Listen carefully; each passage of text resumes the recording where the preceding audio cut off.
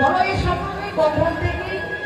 মা গো, আমি এই স্বপ্ন দেখলাম ভোর ঋষিতে। মা, আমি দেখলাম তোমার প্রতি অমঙ্গল হয়েছে। মা, আমি ঘুম ভেঙে গিয়ে আমি কাঁদছি।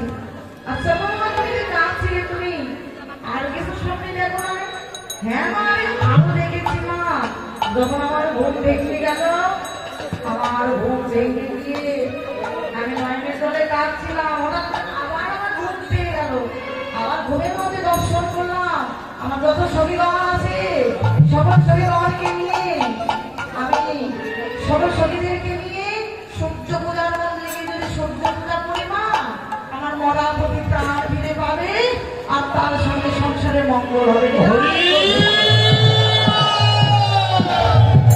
শোনো বাবা, আজ বিলম্ব করো না, তাড়াতাড়ি তোমার সখীদেরকে সঙ্গে করে নিয়ে ওই সূর্য পূজার মন্দিরে গিয়ে তুমি সূর্য পূজা করো। আর বিলম্ব করো না। এবার গোবিন্দ সেবা আসনে প্রেমানন্দে হরিধ্বনি করতে লাগলেন। জয় রাধা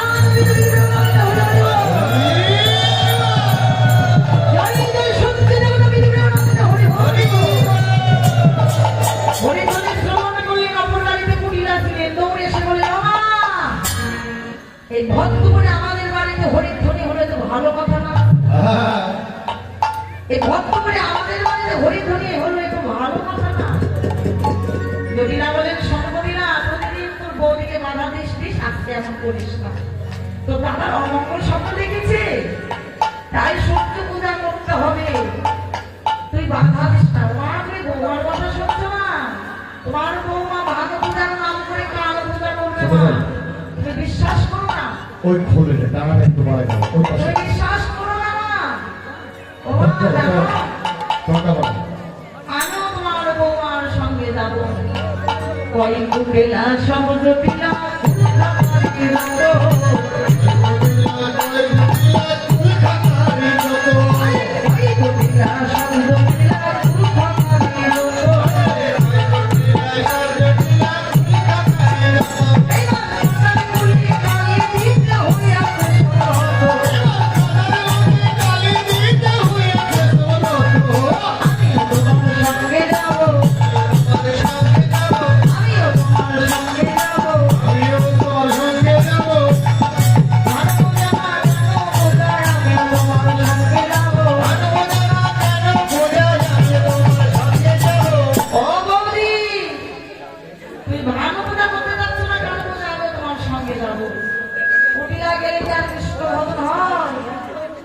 এবার মনের বিরহে মহিলা থাকলে আর কৃষ্ণ ভক্ত হবে না।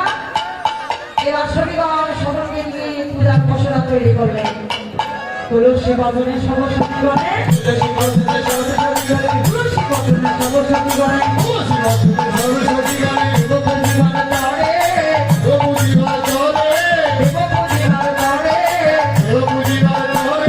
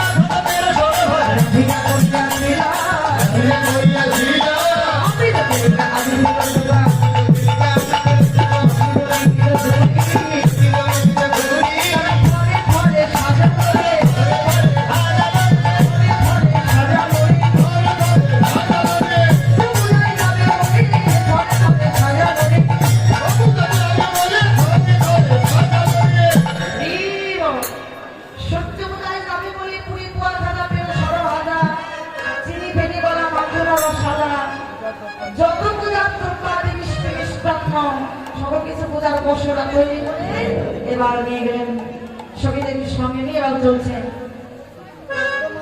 হরিবল মাথায় না একটু লিখতে পারেন।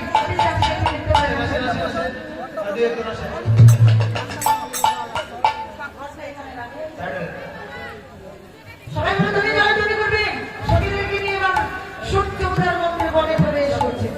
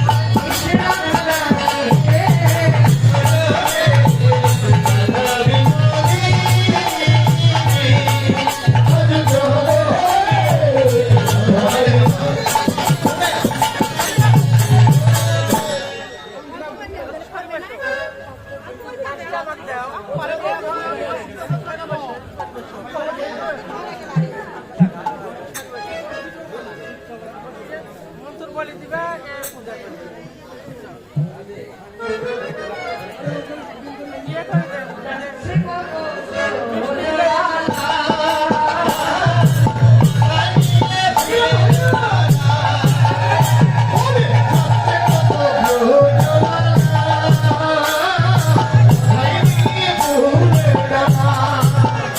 চলে যাচ্ছে কত ঝোলা। আমায় নিয়ে চলে যাচ্ছে কত ঝোলা।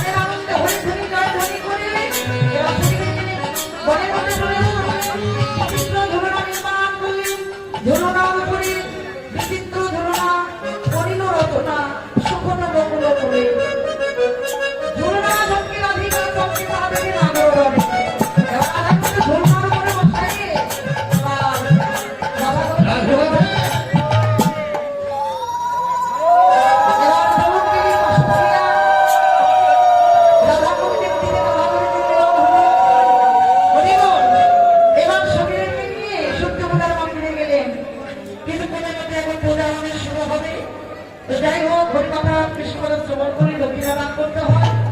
আর বক্তব্য কি যাচ্ছে আপনার পূজা করবেন, দক্ষিণা দান করবেন। হরি বল। এবার পূজা করবে, ব্রাহ্মণের তো দরকার। গোবিন্দকে বলেছিলেন, গোবিন্দ ব্রাহ্মণ বিশেষ গতবাবুকে বলে পরে আমার ব্রাহ্মণ বিশেষ সবাই দে ভাই। রাধা রানী আমার ব্রাহ্মণ বিশেষ দেখতে চেয়েছিলেন। গোবিন্দ আমাকে ব্রাহ্মণ বিশেষ সবাই দে ভাই। বললেন আমি তোকে ব্রাহ্মণ বিশেষ সবাই দেবো, কিন্তু আমার শর্ত আছে। ওই পূজায় গিয়ে যা ফল পাবি, যা দোকানে পাবি, শাড়ি বস্তু যা কিছু পাবি, সকল কিছু কিন্তু আমাকে এনে দিতে হবে ভাই। যদি আমাকে এনে দিস তাহলে আমি তোকে ব্রাহ্মণ বিশেষ সবাই দেবো। এবার গোবিন্দ বলে ঠিক আছে তাই হবে, যা কিছু পূজায় পাবো সকল কিছু তোকে এনে দেবো। এবার তুই আমি ব্রাহ্মণ বিশেষ সাজাই দেব। গোটমঙ্গল গোবিন্দকে ব্রাহ্মণ বিশেষ সাজাই দেবে। এবার এসে গোবিন্দ ব্রাহ্মণ বিশেষ পূজায় বসবে। হরি বল।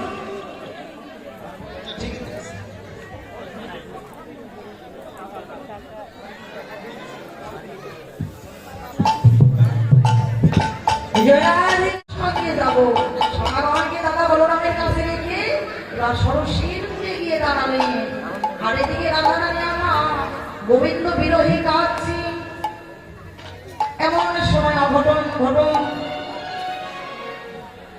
পটিয়সী তুলসীকে দর্শন করে রেখে রেখে বললেন, ও তুলসী, ওরে রাধিকা রূপসী,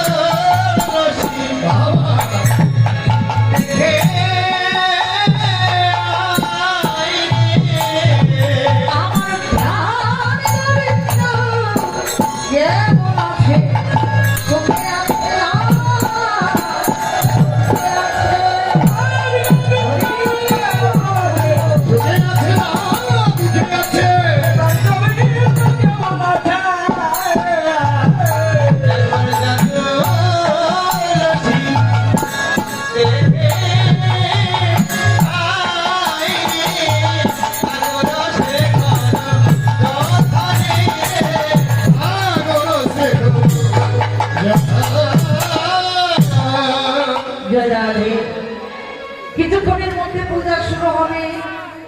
পূজার যত দ্রব্যাদি আছে এখানে নিয়ে আসবেন। উপবাসী যারা আছেন তারাও আসবেন। যারা যারা পূজায় অংশগ্রহণ করবেন কমিটির পক্ষ হইতে আপনারা চলে আসবেন এবং আরো ভক্তবৃন্দ যারা আপনারা এখানে চলে আসবেন। কিছুক্ষণের মধ্যে পূজা শুরু হবে।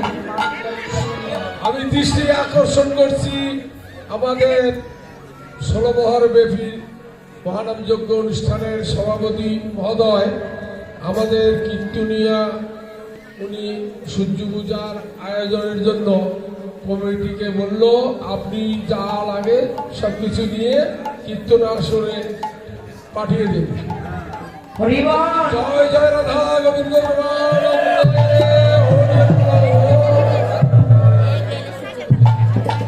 জয় রাধে। এবার তুলসী বলে, তুলসী আমি একটা ফুলের মালা বেঁধে রেখেছি, একটা দামোর বানিয়ে রেখেছি, তুই কৃপা করে আমার গোবিন্দকে দর্শন করে গোবিন্দের সবাই পড়াইয়ে দিবি, তারপর প্রসাদ দিবি, আর ফেরার সময় প্রসাদ মালা রামবল প্রসাদ নিয়ে আসবি।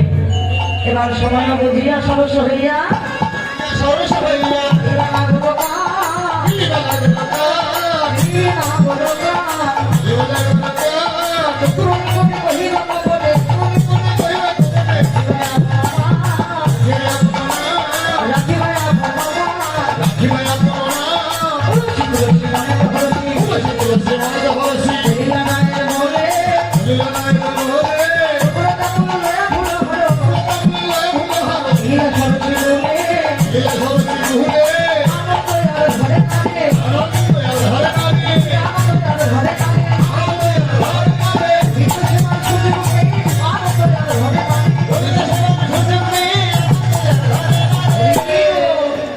গোবিন্দকে দেখবা মাত্র দেখে গোবিন্দ রাধা চিন্তা করতে করতে অচৈতন্য হয়ে পড়ে রয়েছে। এবার তুলসীর সামনে দিতে গেলেন, তুলসীর অঙ্গের গন্ধ গোবিন্দের নাসিকায় যাইবা মাত্র গোবিন্দ অচৈতন্য হইতে চৈতন্য ফিরে পেলেন। এবার তুলসী দর্শকে বলল, তুলসী একবার কৃপা করে বলো না তুলসী, আমার রাধা রানী কেমন আছে? সে যে বাড়ির ঘরে বসত করে, আমার মনে বলছে রাধা রানী ভালো নেই, সুখে নেই। একবার কৃপা করে বলো তুলসী, আমার রাধা রানী কেমন আছে? তুলসী বলে, গোবিন্দ আমায় দেখে বুঝি রাধার কথা মনে বললো। ঠিক আছে, তুমি যদি রাধাকে পেতে চাও তাহলে তুমি সরসীর কুলে বসে রাধা নাম রুখতে থাকো। গোবিন্দ বলে, তুলসী সুদিনের স্বপ্নে দেখি সেই জনে, সুদিনের স্বপ্নে দেখি সেই জনে, স্বপ্নে দেখি সেই জনে, স্বপ্নে করে করে রাধা রানী কেমন আছে? রাধা রানী কেমন আছে? দিদির ঘরে বসত করে রাধা রানী কেমন আছে?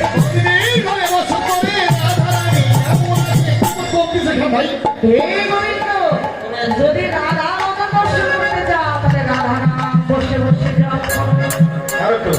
সে যে বিনোদী আসিবে এখনই সরসীর কোলে, সরসীর কোলে বসে রাধা নাম জপ করো। এরকম থাকে তুমি ঠিক আছে। এবার রাধা রানী নয়নের জলে কাঁদছে, তুলসী গেল আর এলো না। বাবা, যারা গোবিন্দের স্মরণ পায় তারা কি আর কোনোদিন ফিরে আসে? আসে না। এইদিকে সখীগণ তুলসীর আশায় বসে রইলেন, তুলসী আসলেন না। এবার রাধা রানী কাছে সখীগণ বলেন, রাধে তুই তোর শাশুড়ি কবিলার সঙ্গে কিন্তু শ্রদ্ধা কর, দেখবি তোর গোবিন্দ ভজন হয়ে যাবে। এবার রাধা রানী শাশুড়ি কবিলার কাছে গেলেন, কাঁদি কাঁদি তাই নিজে ঘরে যায়, কাঁদি কাঁদি তাই নিজে ঘরে যায়, নিজে ঘরে যায়, কপিলা দেখ হয়ে যায়, কপিলা দেখ হয়ে যায়। আরে বৌমা তুমি কাঁদছো কেন? বৌমা তুমি কাঁদছো কেন? আর সে অভাব হলো বৌমা তুমি কাঁদছো কেন? ও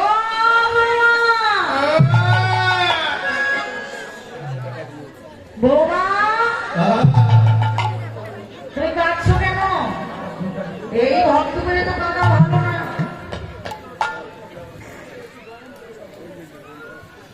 হরি বল, তুমি কাঁদছো কেন বৌমা? এই ভক্ত করে কাঁদা তো ভালো না। কিন্তু রাধারানী কেঁদে চললেন। শাশুড়ি জটিলা বারবার বললেন, বলো বৌমা, আমি তো তোমার মায়ের মতো, তোমার কি হয়েছে বলো। রাধারানী বললেন, জানো আমার কি হয়েছে? ও মা, আমার হাতের শাখা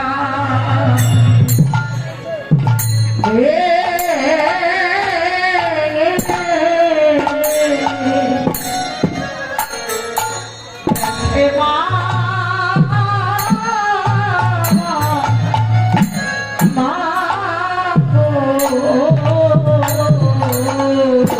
আমার হাতের শাখা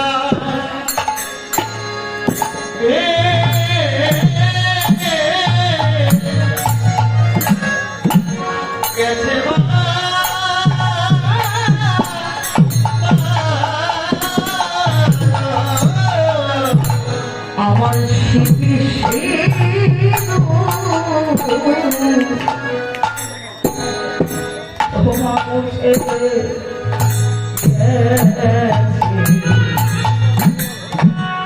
আমার হাতের শাখা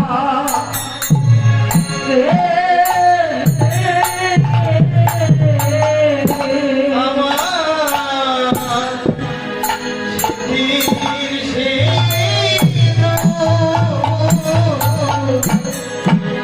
সেই